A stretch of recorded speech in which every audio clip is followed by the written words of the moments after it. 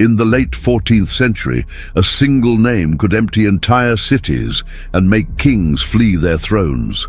That name was Tamerlane, a limping conqueror whose physical weakness masked an appetite for destruction so vast that his enemies' skulls became the building blocks of monuments.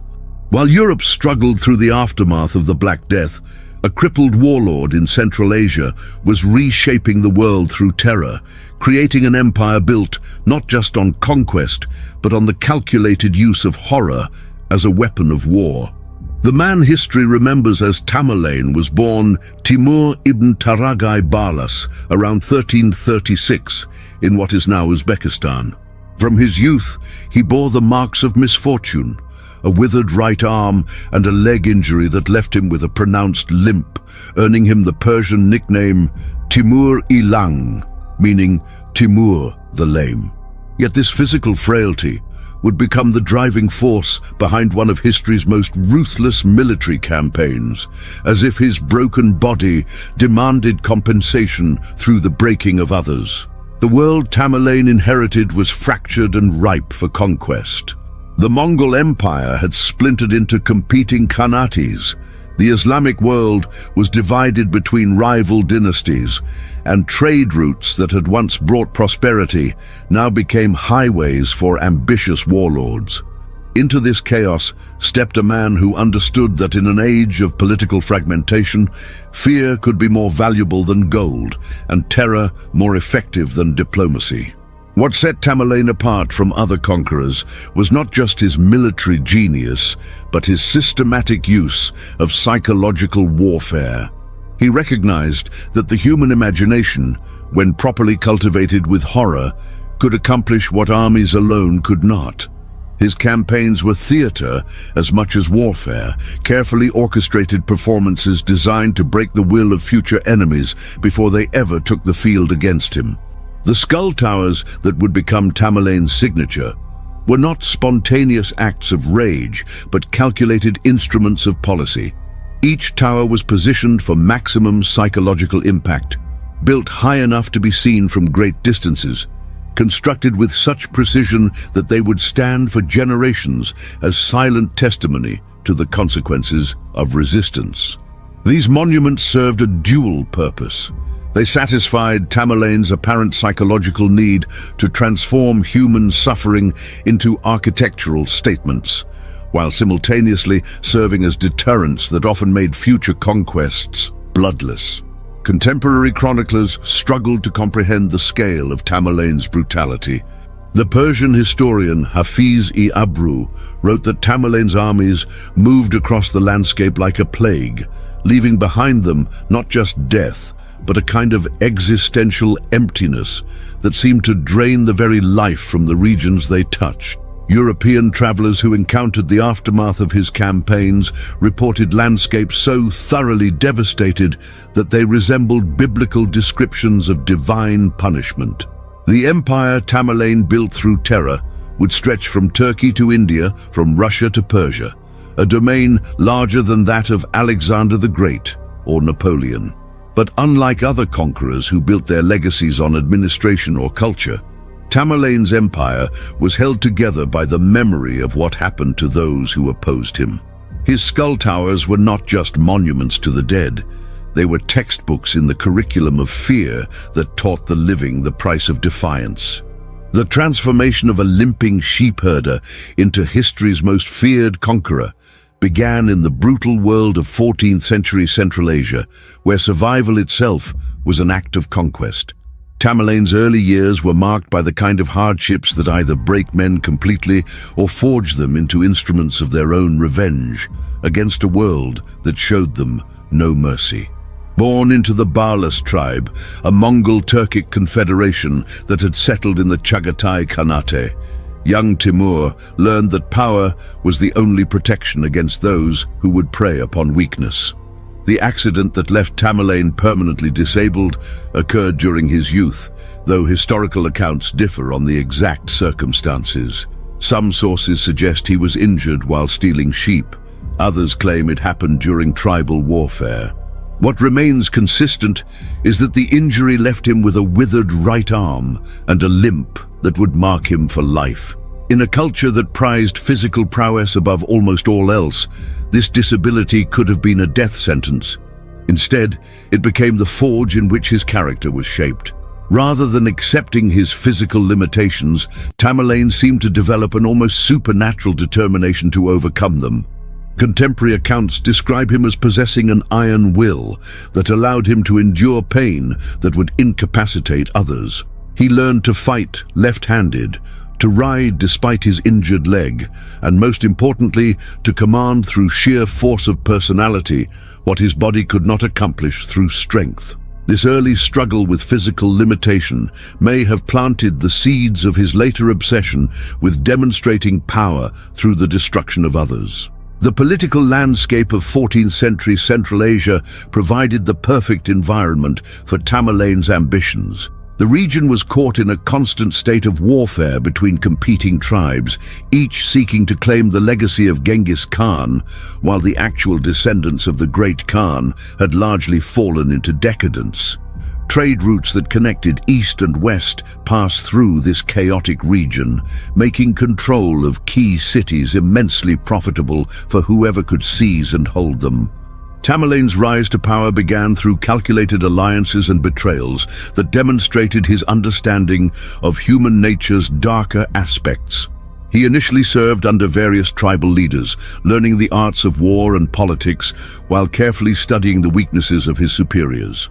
His physical disability, which might have been a disadvantage in direct combat, actually served him well in the realm of political intrigue, as potential rivals often underestimated the depth of his ambition and the coldness of his calculations.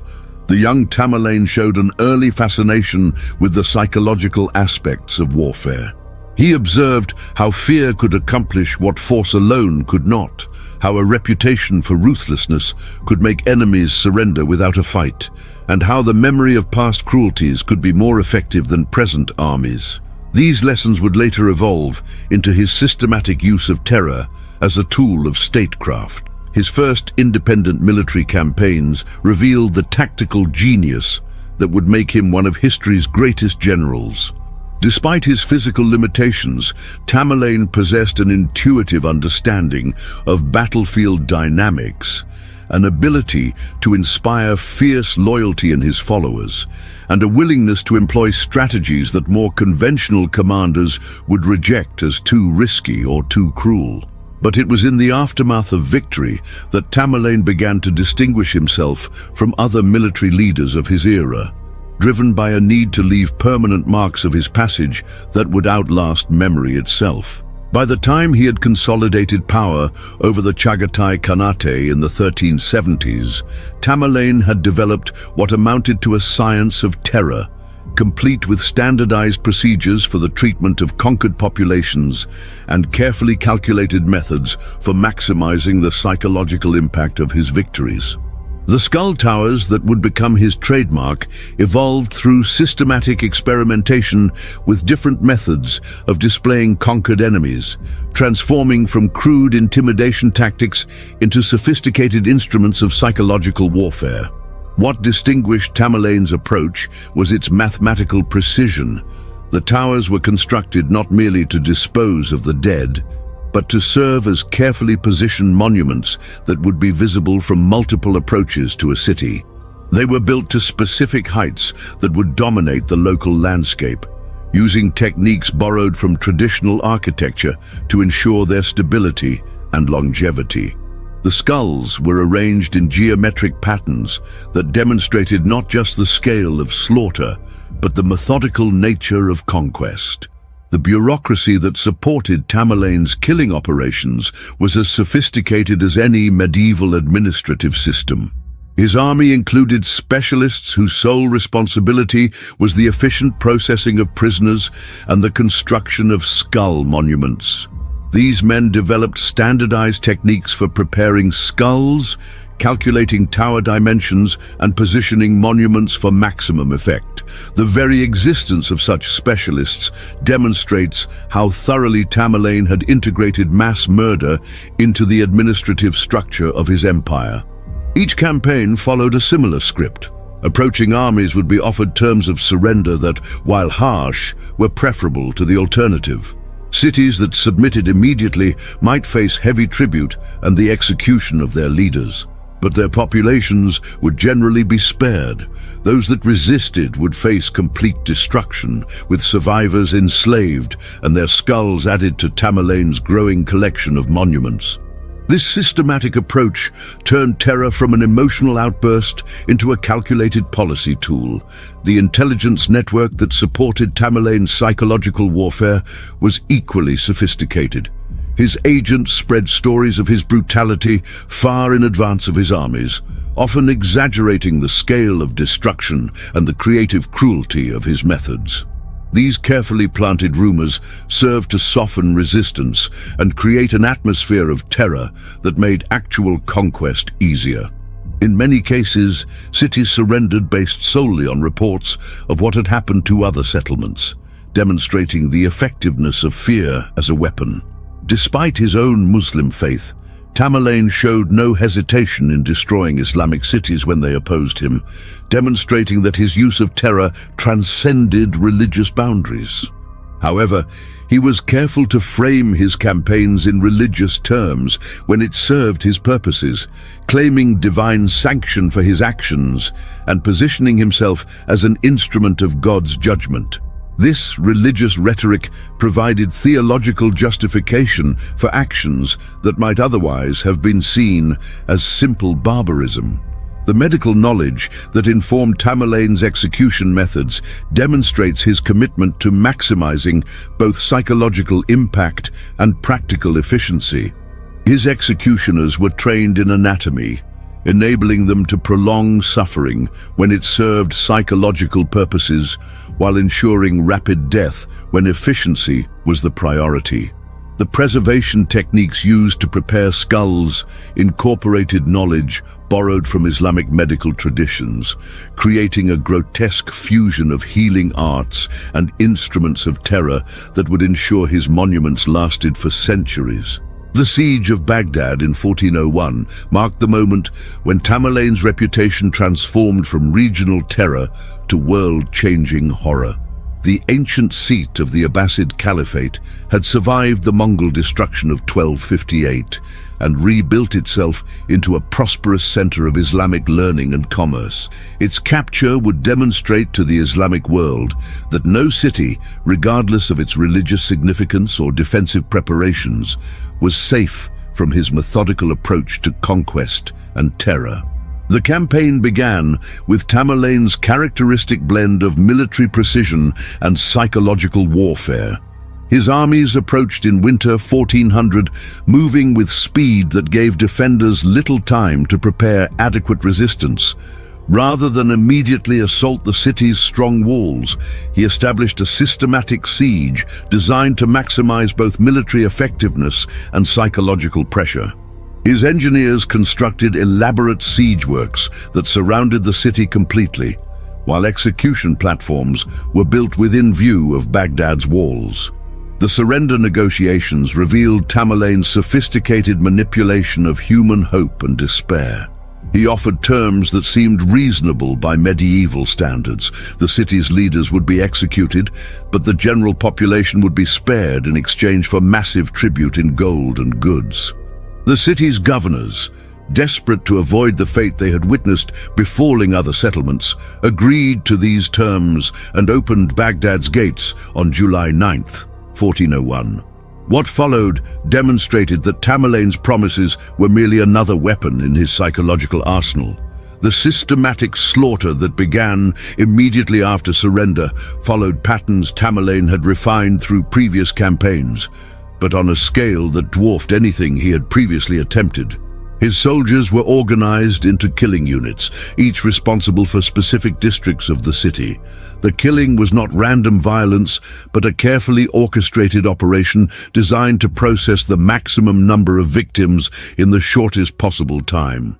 Contemporary chronicles suggest that Tamerlane had promised each soldier a quota of heads to deliver, turning mass murder into a grotesque competition. The construction of Baghdad's Skull Tower began even as the killing continued. with engineers working alongside executioners to ensure no time was wasted in creating his monument. The location chosen, a hill overlooking the main approach to the city, had been selected for maximum visibility to future travelers. The tower itself used techniques that Tamerlane's specialists had perfected, with 90,000 skulls arranged in carefully planned geometric patterns that created a structure both horrifying and oddly beautiful in its mathematical precision. The Persian chronicler Sharaf al-Din Ali Yazdi wrote that the tower rose like a mountain of bone beneath the desert sun, visible from distances of several miles. European travelers who encountered the tower decades later reported that its presence transformed the entire landscape around Baghdad, creating an atmosphere of desolation that seemed to extend far beyond the monument's physical boundaries. The tower served as a permanent reminder that no achievement of human culture was safe from Tamerlane's reach. The psychological impact of Baghdad's destruction extended throughout the Islamic world, as news of the massacre spread along trade routes and diplomatic channels. The city had been one of the greatest centers of Islamic civilization, home to libraries, schools, and mosques that represented centuries of cultural achievement. Its destruction sent a message that Tamerlane's ambitions extended beyond mere conquest to the systematic erasure of civilizations that opposed him, establishing the template that would be followed in all subsequent campaigns. The decade following Baghdad's destruction saw Tamerlane refine his methods into what can only be described as an early form of industrial murder. His campaigns in Syria, Anatolia, and India during the early 1400s revealed a systematic approach to the processing of human beings that transformed warfare from chaotic clash of armies into coldly calculated programs of population elimination. The Damascus campaign of 1400–1401 provided him with an opportunity to demonstrate these refined methods on one of the Islamic world's most important cities. Damascus had initially submitted without resistance, but a revolt against his tax collectors provided justification for implementing his full program of terror. The systematic slaughter that followed was notable not just for its scale. Contemporary estimates suggest over 20,000 residents were killed, but for the clinical precision with which it was carried out. The logistical infrastructure that supported these operations represented a triumph of medieval administrative efficiency applied to the darkest possible purpose, with specialized units operating according to written procedures that specified everything from optimal restraint methods to skull preparation techniques. The speed and scale of killing required innovations in both technique and organization that pushed medieval warfare beyond traditional boundaries. Contemporary accounts describe execution sites where hundreds of prisoners could be processed simultaneously, with killing stations arranged in assembly line fashion to maximize throughput. The executioners themselves were trained specialists who had perfected rapid killing techniques that minimized time required per victim while ensuring skulls remained suitable for architectural use, creating a grotesque form of professional expertise. The skull tower constructed from Damascus's dead represented an evolution in Tamerlane's architectural terrorism. The tower was built not as a simple stack of skulls, but as a complex geometric structure that incorporated Islamic architectural motifs in its design. This deliberate use of Islamic artistic traditions in constructing a monument to mass murder sent a clear message. Tamerlane would not merely destroy civilizations, but would force their own cultural achievements to serve as monuments to their destruction. The psychological research that informed Tamerlane's terror tactics extended beyond mere creation of fear to encompass sophisticated manipulation of cultural and religious symbols. His specialists studied the specific fears and superstitions of different populations, incorporating local beliefs about death and the afterlife into their methods of execution and body display.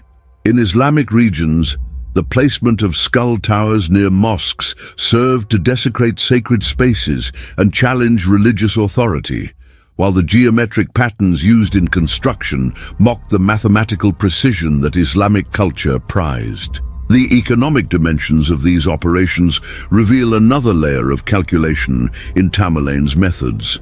The systematic looting that accompanied each massacre was organized with the same efficiency as the killing itself, with specialized units responsible for identifying and extracting valuable materials from conquered cities.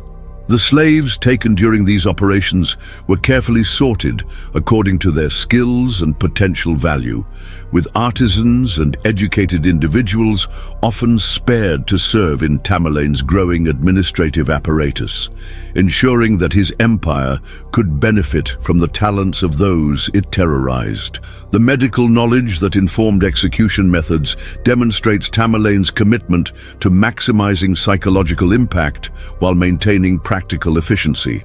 His executioners were trained in anatomy and physiology, enabling them to prolong suffering when it served psychological purposes, while ensuring rapid death when efficiency was the priority. The preservation techniques used to prepare skulls for architectural use incorporated knowledge borrowed from Islamic medical traditions, creating a fusion of healing arts and instruments of terror that ensured his monuments would endure long after the flesh had decomposed, serving as permanent reminders of the consequences of resistance. Tamerlane's invasion of India in 1398-1399 represented the culmination of his evolution from regional warlord to architect of civilizational destruction. The Delhi Sultanate, weakened by internal conflicts and unprepared for the scale and sophistication of Tamerlane's war machine, would provide him with the largest canvas yet for his experiments in mass murder and psychological warfare. The march across the Hindu Kush began as a traditional campaign, but quickly evolved into something unprecedented in its systematic brutality. The Siege of Delhi in December 1398 showcased psychological warfare elevated to the level of strategic doctrine. Rather than immediately assault the city's formidable defenses, he established killing fields in the surrounding countryside, where captured civilians were executed in full view of Delhi's walls. These executions were choreographed as theatrical performances, with victims tortured in ways specifically designed to maximize the terror experienced by observers. The message was clear: submission might bring harsh terms, but resistance would bring complete annihilation. The slaughter following Delhi's capture on December 17, 1398, exceeded in scale and systematic brutality anything Tamerlane had previously accomplished. Contemporary accounts, including those from his own chroniclers, describe a killing operation that processed over 100,000 victims in a matter of days. The execution sites were organized with the efficiency of workshops, with different teams responsible for killing, processing bodies, and constructing monuments. The skulls of Delhi's dead would form not one tower, but an entire complex of monuments that transformed the city's skyline into a landscape of horror. The administrative documentation that survives from Tamerlane's Indian campaign provides unprecedented insight into the bureaucratic machinery that supported his program of mass murder. His clerks maintained detailed records of prisoners processed, skulls harvested, and monuments constructed, treating genocide with the same systematic attention to detail that other rulers applied to tax collection or military logistics. These records reveal that Tamerlane's operations were not chaotic outbursts of violence, but carefully planned and executed programs designed to achieve specific political and psychological objectives. Despite his own Muslim faith, Tamerlane showed no hesitation in destroying Islamic institutions when they opposed him, while simultaneously framing his campaign as a holy war against Hindu infidels. This cynical manipulation of religious sentiment allowed him to recruit additional fighters from Central Asia while providing theological justification for actions that might otherwise have been condemned as simple barbarism. The religious framework, provided moral cover for systematic brutality that transcended normal categories of warfare. The psychological impact of Delhi's destruction extended far beyond the immediate region.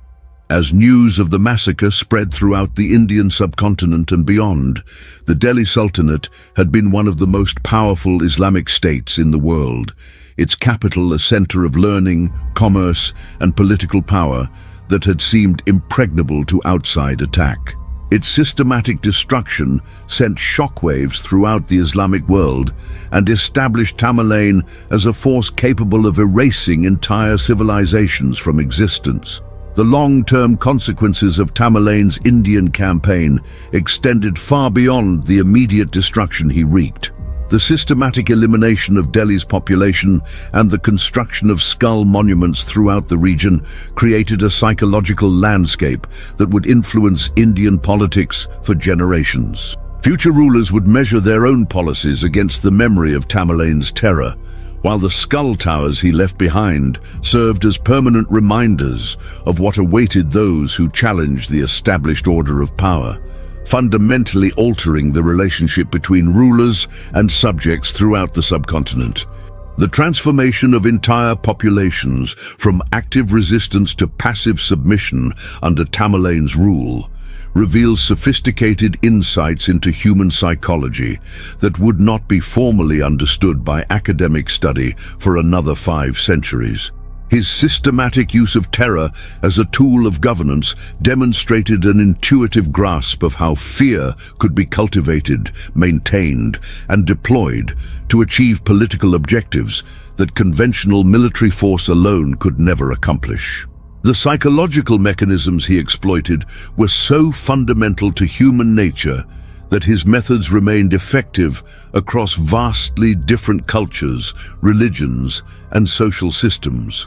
The calibration of terror that Tamerlane perfected required precise understanding of the relationship between the scale of violence and its psychological impact. Too little brutality, and populations might recover their courage and attempt resistance.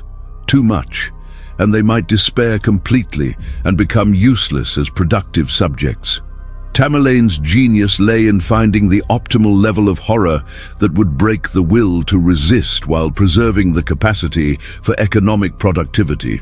His skull towers served as carefully calculated doses of psychological poison, administered at intervals and intensities designed to maintain maximum effectiveness. The communication networks that spread news of Tamerlane's atrocities were as crucial to his success as the killing operations themselves. He understood that the story of a massacre could be more politically valuable than the massacre itself, and he invested considerable resources in ensuring that accurate accounts of his brutality reached target populations before his armies arrived. Merchants, pilgrims, and refugees who had witnessed his handiwork became unwitting agents of psychological warfare, carrying with them not just reports of destruction, but visceral accounts that could paralyze entire cities with fear. The religious and cultural dimensions of fear that Tamerlane exploited revealed his sophisticated understanding of how different populations conceptualized death, suffering, and divine justice. His methods of execution and body display were carefully adapted to local beliefs and superstitions, incorporating elements that would have maximum psychological impact on specific cultural groups. In Islamic regions, the desecration of bodies violated fundamental religious teachings about the treatment of the dead. In Christian territories, the arrangement of corpses in blasphemous patterns struck at core theological beliefs about resurrection and salvation. The intergenerational transmission of trauma that resulted from Tamerlane's campaigns created psychological effects that extended far beyond the immediate victims of his violence. Children who survived his massacres carried with them not just memories of specific atrocities, but fundamental alterations in their understanding of human nature and social possibility.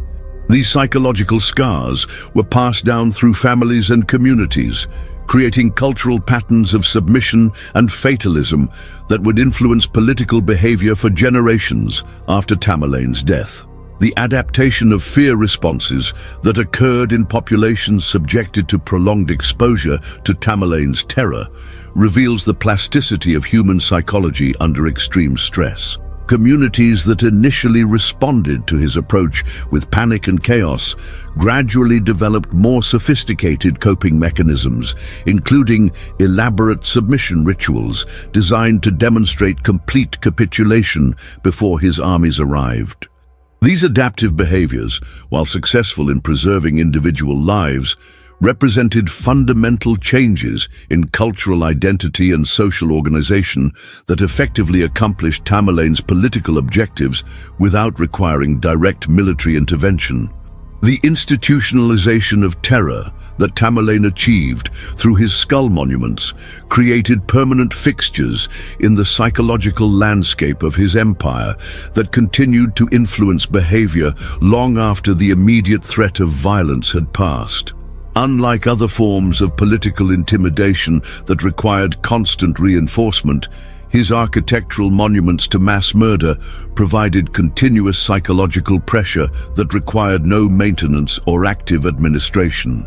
The towers served as autonomous generators of fear that continued to suppress resistance and maintain social control even when Tamerlane's armies were thousands of miles away, demonstrating how physical structures could be weaponized to achieve lasting political control. The architectural legacy of Tamerlane's terror campaigns represents one of history's most disturbing examples of how human creativity can be perverted to serve the darkest impulses of political power. The skull towers that marked his passage across Eurasia were not crude stacks of bones, but sophisticated architectural achievements that demonstrated mastery of engineering principles, aesthetic design, and psychological manipulation. These monuments combined the technical expertise of medieval Islamic architecture with the systematic brutality of genocidal warfare, creating structures that were simultaneously beautiful and horrifying. The engineering challenges involved in constructing durable monuments from human skulls required innovations in medieval architecture that pushed the boundaries of existing technical knowledge. Tamerlane's specialists developed new techniques for preparing and preserving bone materials, creating mortars that would bind skulls together without causing structural degradation, and designing foundations capable of supporting the immense weight of these macabre structures. The towers that resulted from their work were built to last centuries, serving as permanent testimonies to both Tamerlane's cruelty and the technical sophistication of his empire. The aesthetic principles that governed the design of Tamerlane's skull towers reveal a disturbing fusion of artistic sensibility and systematic murder. The towers were not randomly assembled piles of bones, but carefully designed structures that incorporated geometric patterns, proportional relationships, and decorative elements drawn from Islamic architectural traditions. The skulls were arranged in complex patterns that created visual effects impossible to achieve with conventional building materials, with empty eye sockets and dental arrangements used as decorative motifs that caught and reflected light in ways that enhanced the tower's visibility and psychological impact. The symbolic dimensions of Tamerlane's architectural terrorism extended beyond mere intimidation to encompass complex statements about power, mortality, and cultural identity. Each tower was positioned not just for maximum visibility, but to establish specific relationships with existing architectural landmarks, mosques, palaces, and city gates that enhanced their symbolic meaning. By constructing monuments to death in proximity to symbols of life and civilization, Tamerlane created architectural dialogues that forced observers to confront the fragility of human achievement and the ultimate supremacy of raw power over cultural refinement. The preservation techniques developed for Tamerlane's skull monuments incorporated knowledge borrowed from multiple sources, including Islamic medical traditions, Central Asian shamanic practices, and innovations developed through systematic experimentation. The specialists responsible for these techniques became experts in anatomy, chemistry, and engineering, developing professional skills that represented a grotesque advancement of medieval science. Their techniques were so effective that some of Tamerlane's skull towers remained structurally intact for centuries after their construction, serving as enduring reminders of their creator's systematic brutality. The psychological research that informed the placement and design of skull monuments reveals Tamerlane's sophisticated understanding of how architectural environments influence human behavior and emotion. The towers were positioned to be visible from multiple approaches to conquered cities, creating psychological pressure that began building miles before travelers reached their destinations. The height and proportions of the structures were calculated to dominate local skylines, while their geometric complexity created visual effects that drew and held observers' attention in ways that maximized psychological impact. The cultural impact of Tamerlane's architectural legacy extended far beyond the immediate regions where his towers were constructed, influencing artistic traditions, literary imagery, and political symbolism throughout the medieval world. Writers and artists who encountered his monuments struggled to incorporate their horror into existing cultural frameworks, ultimately developing new forms of expression that could adequately represent the unprecedented nature of what they had witnessed. These cultural adaptations demonstrate how Tamerlane's terror campaigns forced entire civilizations to develop new ways of understanding and representing human brutality, fundamentally altering artistic and literary traditions that would persist for centuries. The administrative structure that emerged from Tamerlane's campaigns of terror created one of history's most unusual forms of imperial governance. An empire held together not by traditional mechanisms of bureaucracy, taxation, or cultural assimilation, but by the systematically maintained memory of what happened to those who opposed its founder. This empire of fear stretched from the Mediterranean to the Bay of Bengal, encompassing dozens of formerly independent kingdoms and city-states that had been transformed into administrative units within a larger system of controlled terror. The governmental apparatus that administered Tamerlane's empire required innovations in medieval statecraft that balanced the practical needs of governing diverse populations with the psychological requirements of maintaining fear-based control. His administrators developed sophisticated systems for monitoring local sentiment, identifying potential sources of resistance, and calibrating the application of terror to maintain optimal levels of submission without destroying economic productivity. These systems represented a form of political science that would not be formally recognized until centuries later, but which demonstrated sophisticated understanding of the relationship between violence and governance. The economic foundations of Tamerlane's empire reveal how systematic terror could be converted into material prosperity for the ruling class while simultaneously serving political objectives. The tribute extracted from conquered territories funded not just military operations, but an elaborate system of rewards for those who participated in his terror campaigns. Soldiers, administrators, and technical specialists received payments based on their contributions to the systematic processing of enemy populations, creating economic incentives that reinforced the empire's foundational commitment to mass murder as a tool of policy.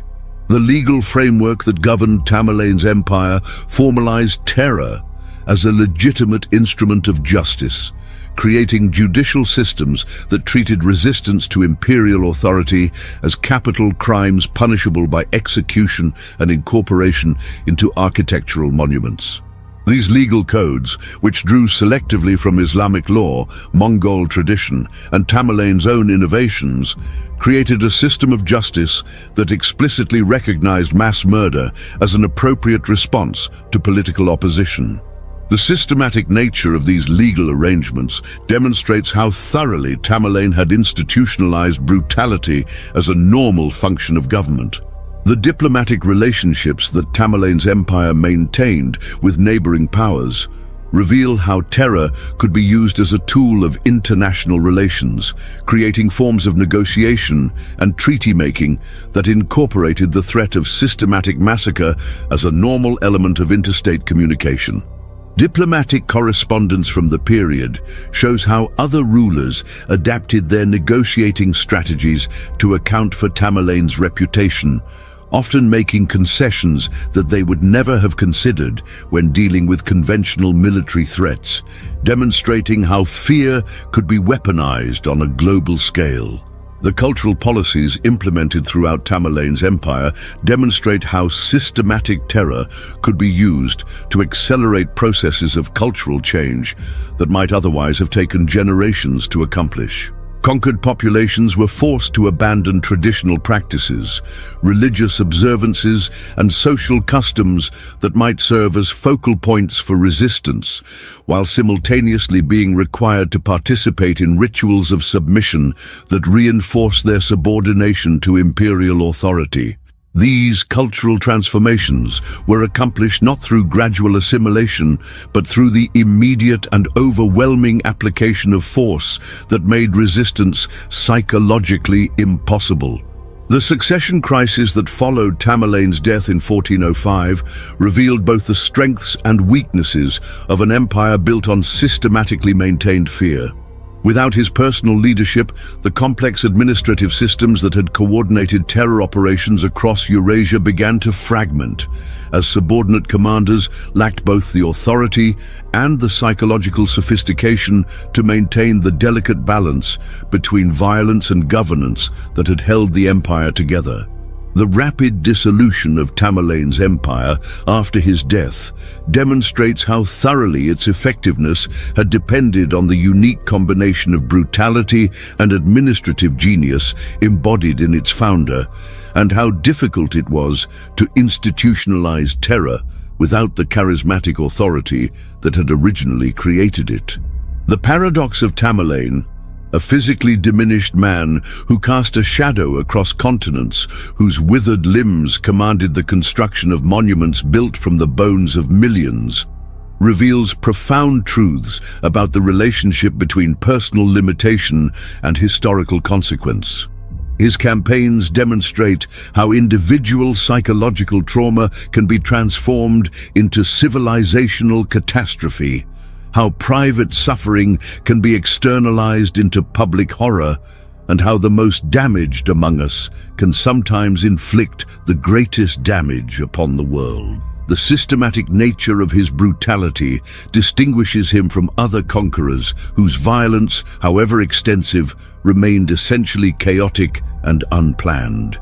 His innovation lay not in the scale of killing, but in its systematization. The transformation of mass murder from an occasional tool of warfare into a bureaucratic process administered with the same efficiency and attention to detail that other rulers applied to taxation or public works.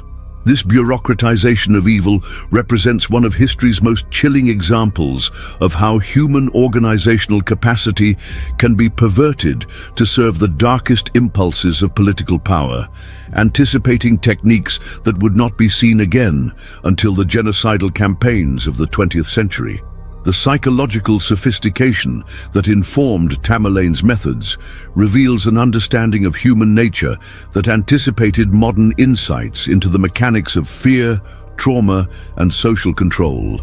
His recognition that the systematic display of death could be more politically effective than the deaths themselves, that architectural monuments could serve as autonomous generators of terror, and that fear could be cultivated and maintained across vast distances and extended time periods, demonstrates an intuitive grasp of psychological principles that would not be formally recognized for centuries. The technological and administrative innovations that emerged from Tamerlane's campaigns had consequences that extended far beyond their original destructive purposes, contributing to advances in architecture, engineering, logistics, and governmental administration that influenced development throughout Eurasia. The irony That some of humanity's most creative achievements emerged from the systematic pursuit of destruction speaks to the complex relationship between innovation and moral purpose that continues to challenge human societies today. The religious and philosophical questions raised by Tamerlane's success force confrontation with uncomfortable truths about the relationship between moral righteousness and worldly effectiveness, between divine justice and historical reality.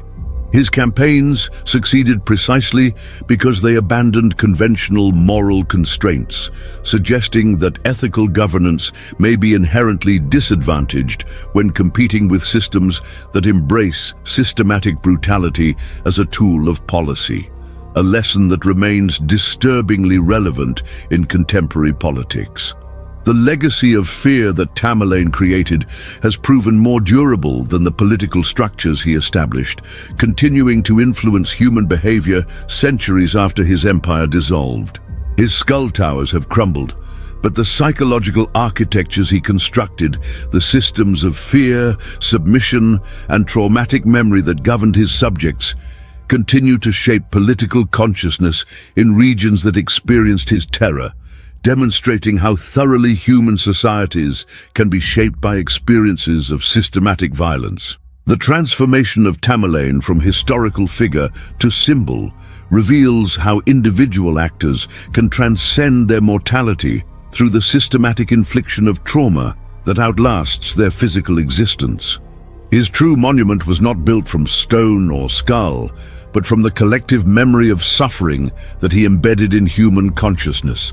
A monument that continues to cast its shadow across the centuries, reminding us that the capacity for systematic evil remains a permanent feature of human possibility that each generation must confront anew, and that the lessons of his career remain uncomfortably relevant as contemporary examples of systematic terror and genocidal violence demonstrate the enduring appeal of his methods to those who seek power through fear.